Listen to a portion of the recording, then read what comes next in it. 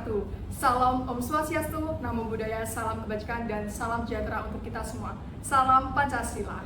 Oke, selamat datang di podcast Peran Nyata Lawan Stigma yang akan membuka mata dan pikiran kalian. Karena jika ada abu, pasti ada api. Dan kalau ada permasalahan, pasti ada solusi. Iya betul, tapi pasti ada hal atau penyebabnya. Kita akan bahas salah satu permasalahan yang menjadi problem terbesar di Indonesia. Karena apa? Karena masalah ini tuh masalah yang berdampak cukup signifikan dalam kehidupan kita sehari-hari, bahkan di dalam kemajuan bangsa Indonesia sendiri. Oke, tapi aku tidak akan membahas sendiri. Kali ini aku akan ditemani oleh temanku yang sangat tampan dan rupawan. Sudah bisa terlihat di sampingku. Halo. Oke teman-teman, sudah kita sapa. Tapi kalau tak kenal, maka tak Saya? Jangan disayang sih kak, kan udah punya orang.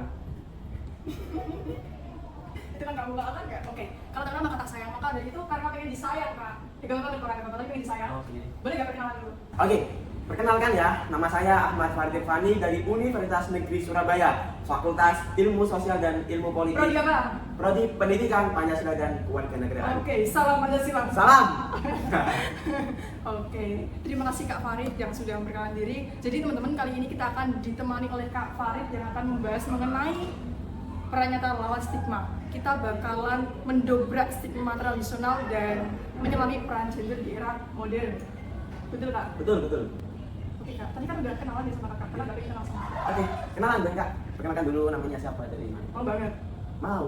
Oke teman-teman, sebelumnya izin perkenalan diri, namaku Anissa Duyasana, bisa dipanggil Anissa. Aku juga dari kampusnya Para Juara. Kampusnya Para Juara. Tentu Universitas Negeri Surabaya. Kita di Prodi, coba dulu Pak. Kan tadi ada salam Pancasila. Oke. Kita kan sama. Waduh sama ya. Oke teman-teman, jadi aku dari Prodi PPKN atau Pendidikan Pancasila dan Kewarganegaraan. Oke, langsung saja Kak. Kan tadi kita akan bahas permasalahan yang sangat penting di Indonesia dan kita pengen mematahkan stigma masyarakat tradisional mengenai apa itu gender. Nah, sebelumnya itu apa sih Kak? Emang selama ini stigma masyarakat tradisional itu bagaimana?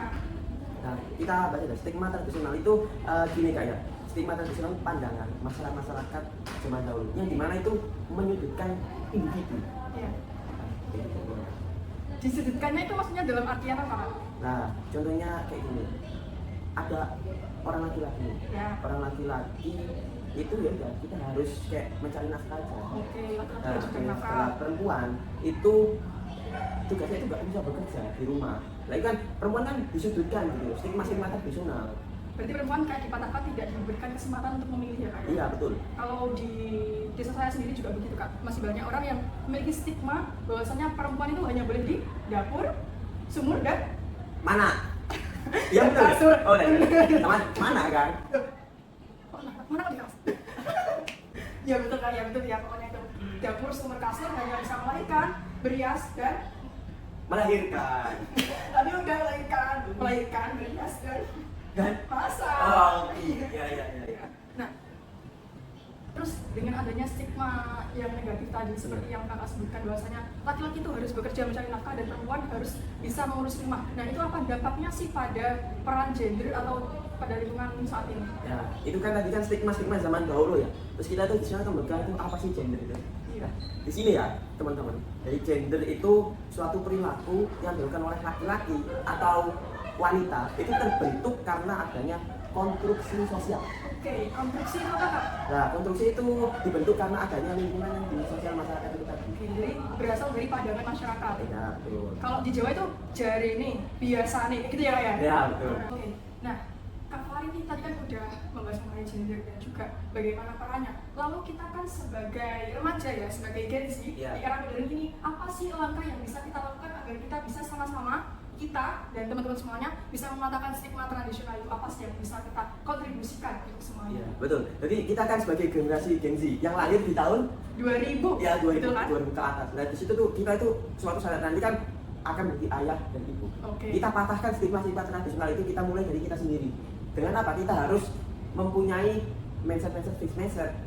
Bukan fixed mindset, grow mindset. Kalau fixed mindset kan kita tanamkan bukan teman-teman, tapi dari keluarga kita. Zaman dahulu kan menanamkan fixed mindset bahwasanya kamu itu wanita, nggak bisa untuk bekerja, kamu tugasnya hanya di dapur. Itu kan menanamkan fixed mindset. Jadi kita sebagai generasi muda itu menanamkan grow mindset harus selalu terus mensupport kan mensupport, mendukung penuh ya. Mendukung penuh mulai dari diri kita dulu aja, walaupun kita nggak support dari orang tua, kita harus muncul dari diri kita. Habis itu dari diri kita suatu saat menjadi ayah dan ibu, kita harus mematahkan stigma tersebut. Oke, berarti kita harus dimulai dari diri kita sendiri untuk bisa mematahkan stigma tersebut. Tapi kan kalau kita menunggu menjadi seorang ayah atau seorang ibu itu sangat lama, Kak. Iya. Kalau saat ini peran yang bisa kita lakukan itu apa, Kak? Kita harus pendekatan emosional pada orang tua itu. Iya. Karena orang tua itu kan sulit dibilangin. Jadi kita harus pendekatan dulu. Bahasanya kita kasih buktinya. Perempuan itu bisa loh mendapatkan pendidikan yang tinggi gitu. Ini contohnya. Kita kasih contoh aja. Bu Risma, Bu Hovifah, bahkan calon ketua gubernur Jawa Timur, calonnya sekarang dari perempuan semua. Itu sudah kesetaraan gender bisa seperti itu. Dan juga kita sebagai anak pun harus menasihati lah. Pun bisa dari tayangan televisi juga. Kan orang tua kan sukanya kan bukan HP, TV, radio. Iya. TV-nya dibiarin nyala sendiri tapi Oke, tadi kan selain kita mengedukasi kepada orang tua, pendekatan kalau diri sendiri ketika kita menjadi ayah dan ibu, tentunya kita juga bisa mengedukasi melalui kalau kita modern saat ini apa, Pak? Handphone, Ya, Android. handphone. Bukan handphone aja, bukan Android, iPhone juga bisa. Iya. Sama Kak. Bisa. Oke, selain handphone dan Android, tentunya yang paling besar yang bisa menyentuh orang tanpa harus berinteraksi secara langsung itu apa, Kak? Sosial media. Oh iya, sosial media.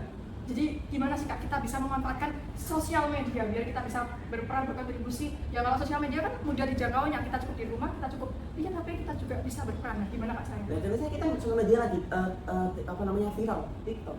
Pun sekarang kita bisa lewat TikTok, lewat TikTok. Orang tua pun ibu saya sendiri ya, itu bisa TikTok kan. Ya, walaupun generasi lama, tapi dia sponsor TikTok. Mungkin dari situ bisa untuk menumbuhkan semangat bahwasanya ke anaknya, bahwasanya perempuan itu bisa untuk sukses, bisa untuk jadi dokter, profesor, berkarir, nggak hanya tidur di rumah saja, merawat anak lain dari merawat.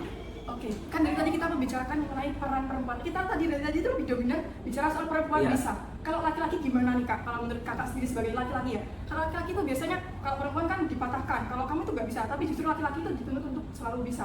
Kayak semisal laki-laki itu gak boleh nangis, laki-laki harus kuat dan laki-laki itu harus bisa. Setiap ada pekerjaan rumah, misal sesepele masang lampu nih, Kak.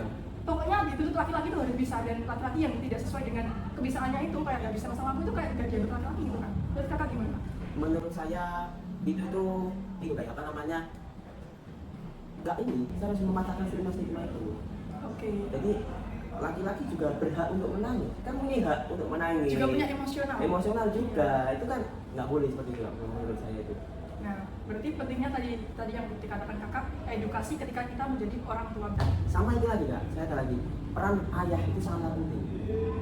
Penting bagaimana ayah dan ibu itu mengkolaborasi untuk membentuk suatu identitas gender. Bahasanya contoh saja, kita mempunyai anak, kita harus membentuk identitas. Kamu tuh laki-laki, kamu tuh perempuan, kamu tuh berhak untuk kayak gini. Perempuan, kamu tuh nggak hanya tidur melahirkan saja, kamu tuh berhak untuk mencapai kesuksesan, kesuksesan. Jadi ayah dan ibu itu berkolaborasi harusnya untuk membentuk suatu identitas gender namanya. Oke. Jadi kesimpulannya itu Kak ya, bahwasanya kita ini sesuai dengan podcast kita apa? Peran nyata lawan stigma. Oke, peran nyata lawan stigma. Jadi poinnya itu kita harus mematahkan stigma-stigma tradisional untuk menuju ke kesetaraan gender. Di era modern ini, bahwasanya perempuan itu tidak harus di dapur maca mana, tapi berhak untuk meraih kesuksesannya menjadi dokter, insinyur, manajer, bahkan nggak harus semuanya laki-laki. Laki-laki pun juga, laki-laki nggak harus bekerja. Laki-laki pun bisa untuk mengasuh anak. Nah, laki-laki pun bisa masak, bahkan ada chef, iya kan Kak? Serjuna, laki-laki pun berhak untuk masak juga, berhak untuk di dapur. Kita harus kayak kita laki-laki dan perempuan itu harus saling berkolaborasi, berkontribusi. Bahkan untuk kenapa? Karena Indonesia ini kan akan harapannya kan Indonesia Emas di 2045. Ya, di 2045 ini kan kalau kita hanya berpatokan dengan kesetaraan gender, bukan dengan stigma tradisional, nggak mematahkan. Bagaimana kita untuk bisa meraih Indonesia Emas di 2045? Jadi kita harus mematahkan stigma itu untuk menuju Indonesia Emas. Oke, terima kasih Kak Farid. Terakhir nih, ada gak quotes atau kata-kata untuk kita semuanya? Oke, kata-kata untuk kita semuanya, bahkan untuk maupun semuanya ya, secara laki-laki dan perempuan, tetap untuk semangat, bahasanya raihlah cita-cita setinggi langit kan. Andai pun kamu jatuh akan jatuh di antara bintang-bintang itu. Everything is simple, make it easy and just do it. Don't be yourself kan, but be your best. Jadilah diri kamu yang terbaik, jangan jadi diri kamu sendiri itu. Kakak udah banyak motivasi kan, jadi jadikan motivasi menjadi aksi, agar motivasi menjadi ekspektasi gitu. Oke, terima kasih Kak Farid. Jadi jangan jadi diri sendiri, tapi kita harus juga bisa mewujudkan mimpi. Oke, terima kasih Kak Farid atas waktunya, dan maaf teman-teman, kita harus segera pamit. Segera jumpa di podcast Peran Nyata Lawan Stigma. Bye.